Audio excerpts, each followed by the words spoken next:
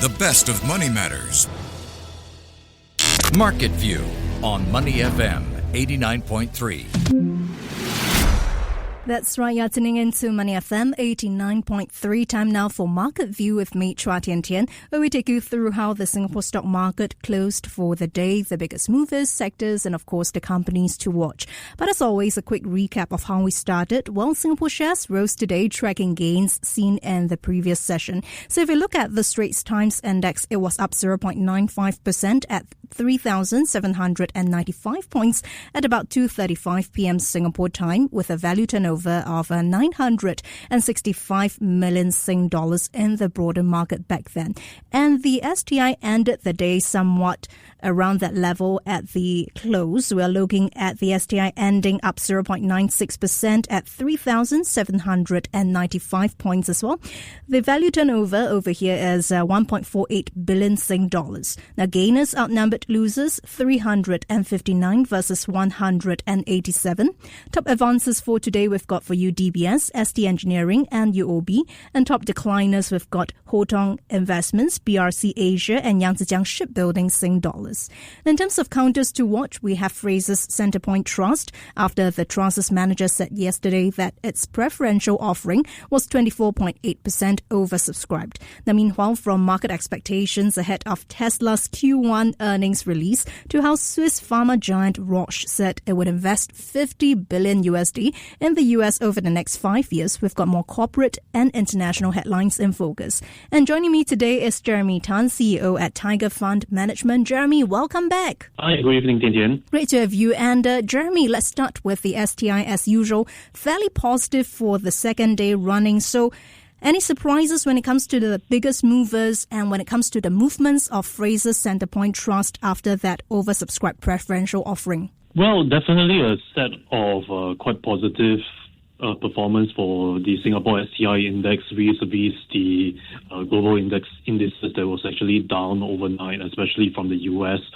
I think that points to the fact that the STI actually is a more resilient, traditional set of defensive companies, business models, banks, REITs, and that actually plays a part in the recent outperformance of the STI year to date versus the US. And today, as we have seen, is up by about 1%. One would have think that after last night's sell-off that Asian markets would be weak as well, but that does not prove to be the case. We have seen that the recent volatilities, investors are actually seeking for more resilience, more defensiveness in their asset allocation. What we have seen is that, for instance, like the banks and especially ST Engineering, one of our homegrown defense company, seeing an increase in their share price by about 4.25% today. That actually goes to show that investors are actually trying to hedge their bets against the more volatile, more uncertain set of geopolitical uncertainties in the world. And what we have seen as well for Fraser Centrepoint Trust in its preferred offering today, that is actually about 25% oversubscribed by institutional investors and retail investors. That goes to show that investors are overall still bullish about the Singapore markets. They are looking for a resilient set of portfolios, and FCT does provide that with its more resilient set of suburban malls that we believe that is less correlated with the overall economy, the global uncertainty. And amid this uncertainty, people want to have more asset allocation to uncorrelated set of investment to their portfolio. And, since we are talking about REITs, Jeremy, we've got a slew of earnings out of S-REITs this week, updates from a number of REITs under the Capital Land umbrella and also the Capo umbrella. What will you be watching out for this time around? And also, when we look at that ongoing attacks at Fed Chair Jerome Powell by Donald Trump, US President Donald Trump, how far does that create uncertainty on borrowing costs for the REIT sector? For the REIT sector, definitely there is going to be a lot more uncertainty. I think this year we did see for the 10-year, the 20-year rates, they have actually soared despite interest rate cut cycle that we are actually entering. So 10-year actually soared today to about 4.4%. 20 years actually soared to about 4.9%. That would mean companies that are heavily reliant on capital raising, especially REITs and other capital-intensive companies, they will actually face more risk, given that the long end of the curve is actually starting to steepen. And this is what Trump potentially wants to try to control, because as we know, the government deficits, the government debts are, for the U.S. especially right now, is actually at a relatively unsustainable level, and it actually wants to try to pressure Fed Chair Jerome Powell to actually lower rates in the coming months, if not the coming quarters. If not, it is actually threatening to actually fire even the Fed Chair, as what we have seen in markets. So what we have seen is that overall, I think there is going to be a lot more uncertainty for companies that are more capital intensive, despite the interest rate cycle. And that goes to show, I think for S-REITs, fundamentally, their fundamentals are quite sound, I would say. But unfortunately, there is the interest rate component that they probably cannot control, and they will be at the mercy of the interest rate curves. And across the region, Jeremy, Asian stocks battled to hold ground today after a furious flight from U.S. assets undermined Wall Street and the dollar. If we look at Wall Street, the losses anywhere around 2% in the red. But if we look at Asia, relatively muted. If we look at Singapore, it's in the green. So how far does that suggest that funds could be reallocating money to equities right here in Asia? And if so, which are the key markets fund managers are looking at to bring their money to? To some extent, post-Liberation Day on the 2nd of April, the rising volatility of the U.S. market have definitely spoke investors globally. What appeared to be, the stronghold of equities, U.S. equities, for asset allocation right now is gradually chipping away. Investors are definitely being, more cautious post-April, with a diversification away from U.S.-denominated assets, and even to the tune of perhaps like treasuries and other U.S.-denominated assets. This year, perhaps the rhetoric for the global market is probably to sell U.S. and perhaps diversify away from U.S. And what we are seeing is that institutional investors and even retail investors, they are actually looking for less volatile asset classes. And one of them, perhaps we have seen outperforming, is gold, rising to the tune of over 20% this year, as investors are actually looking to hedge their bets with more certain asset classes that are actually less volatile and more gives them more certainty.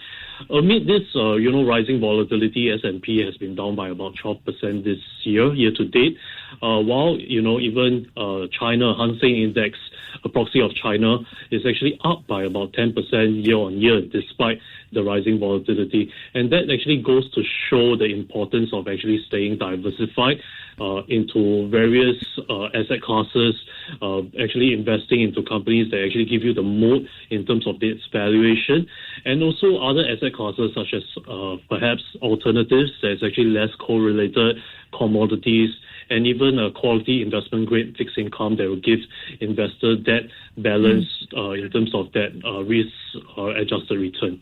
I see. Now, if you're just tuning in, we're in conversation with Jeremy Tan, CEO at Tiger Fund Management. Jeremy, let's stay in the region and have a look at the aviation sector, because Air India is looking to take Boeing planes rejected by Chinese carriers, joining the ranks of Asian airlines vying to benefit from that trade war between Washington and Beijing. Any thoughts on that, and how far do you expect the issue with delivery to remain a main topic of discussion when Boeing releases its results next? Well, during the next earnings results by Boeing, I think there will definitely be a lot of questions around its, I would say, the $6.9 billion backlog against its China carriers partners, for instance, Air China, China Eastern, China Southern. For instance, I think that will give a lot more uncertainty to a company that already faces a lot of uncertainty after having perhaps grounded some of its planes after some incidents that it had. I would say that the overall disruption of its business actually highlights the fragility of the global aerospace supply chain. I think there's a lot of, concentration risk by Boeing towards key partners, and it actually faces a lot of risk diversifying away from markets, given that, China, India, these are key markets for aviation travel growth. I think there will definitely be some winners and some losers. I think with China right now not taking delivery of Boeing aircraft, and in fact even returning some of its 737 MAX jets back to the US, I think that actually poses perhaps for India as a market that's actually growing to actually secure some of the slots for future deliveries. I would say that this perhaps capacity that was actually being taken up by China will actually be freed up for Air India to actually perhaps be able to fight against internally, domestically, against the other competitors to grow up its actually capacity. I see. And since we're on the topic of earnings, right, Jeremy, further away, Tesla's earnings are in focus. They're due later after U.S. markets closed. And shares have already shed almost 6% overnight amid reports of production delays. What are you expecting this time around? Well, with the 6% overnight decline in Tesla's share price, investors are definitely embracing for more bad news to come.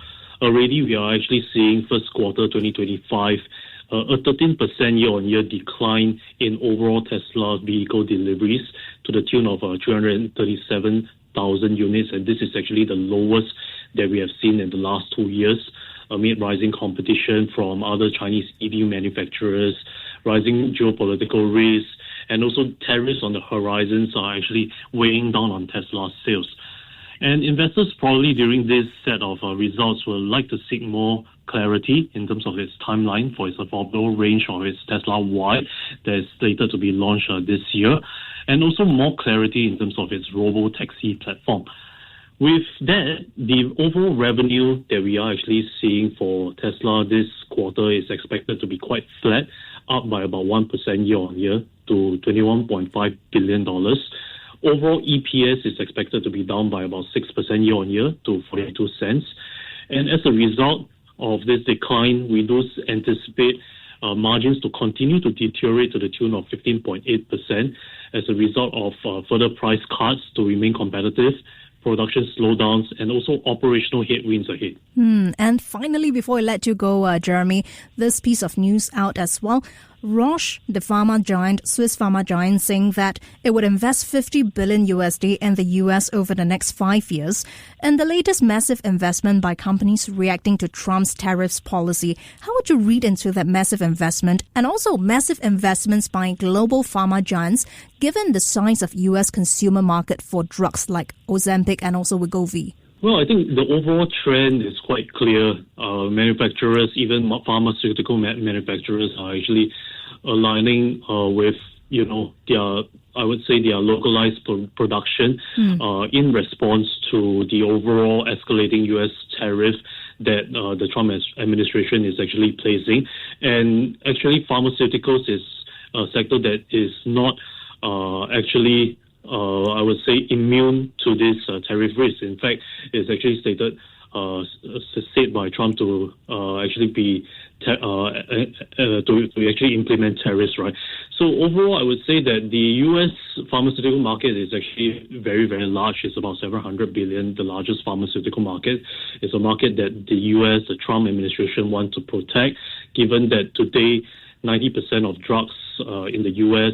are actually generics, and most of them are actually manufactured outside of the U.S. I would say that U.S. want to continue to maintain its dominance in terms of not only the patents but also its manufacturing. It wants to bring back onshore the manufacturing back to U.S., and that goes to show, especially for other drugs that are quite novel, especially in the obesity and also the diabetes space. For example, Ozempic and for Eli Lilly's drugs, that is slated to be also to the tune of about $80 billion worth of sales. These are actually sectors that I would think that the U.S. wants to bring back and protect. Certainly lots to watch and ponder in the coming weeks and and months as well. Thanks so much, Jeremy, for the insights. That was Jeremy Tan, CEO at Tiger Fund Management. Thank you so much for joining us on Money FM 89.3. Before acting on the information on Money FM, please consider if it's suitable for your own investment objectives, financial situation, and risk tolerance.